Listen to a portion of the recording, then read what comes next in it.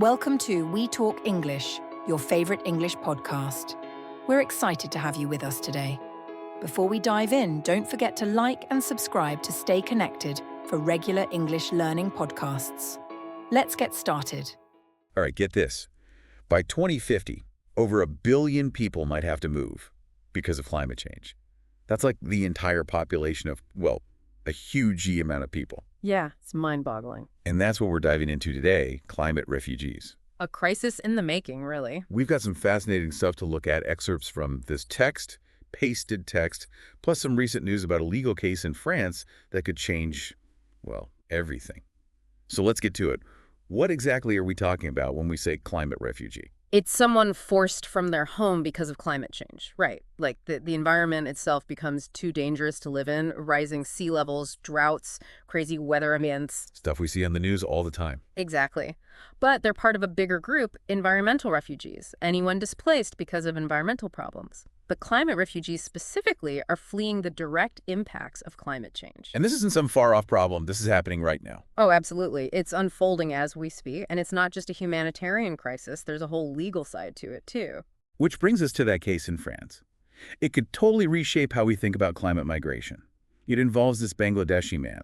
He has asthma and was facing deportation. His lawyer made this really groundbreaking argument, sending him back to Bangladesh with its off-the-charts air pollution would be like a death sentence. And the court actually agreed. It's the first time ever that environmental reasons were the main factor in an extradition hearing. So huge win, right? But it opens up a can of worms, too.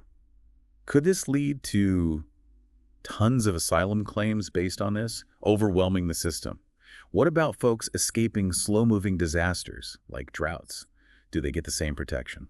Such good questions. And to be honest, we're all still figuring this out. But what this case does is it forces us to confront the human cost of all this, of climate change and the damage we've done to the environment. It's about ethics, about law, about global responsibility. It definitely makes you realize that behind the headlines and legal terms, there are real people whose lives are being turned upside down. And speaking of which, there's this quote from a UN expert, Dr. Boyd, that really hits home. Air pollution causes 7 million premature deaths every year. It makes sense that people would want to migrate, to find clean air so they can just, live. Wow. It's so true, though. And when you consider that 1/4 of all deaths globally are linked to pollution, it's clearly a massive problem, not just in Bangladesh, but everywhere. We're all connected. Right.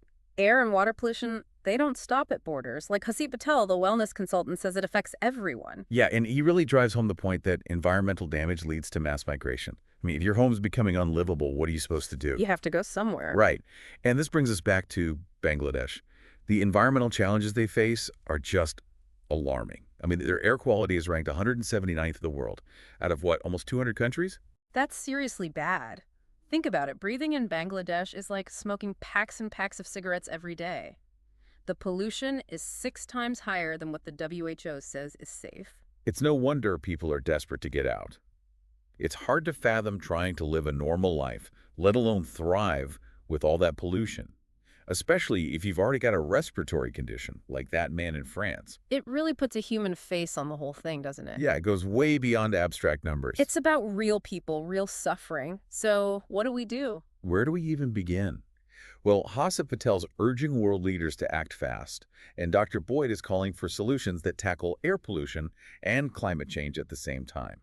Weaning ourselves off fossil fuels is crucial, for sure. But it's only part of the equation. We've got to hold polluters accountable, invest in green tech, help those communities that are hit the hardest. It's a huge problem, and it's complicated. But it's a human problem, and as we've seen today, the stories are out there. So I'm going to leave you with this. What can we do, each of us, to help climate refugees on a local level, even globally? And this legal case in France, what could it mean for the future of climate migration? A lot to think about as we navigate this changing world. Yeah, there's a lot to unpack. Thanks for diving in with us. We'll see you next time. See you later. And again, thanks for joining us on We Talk English.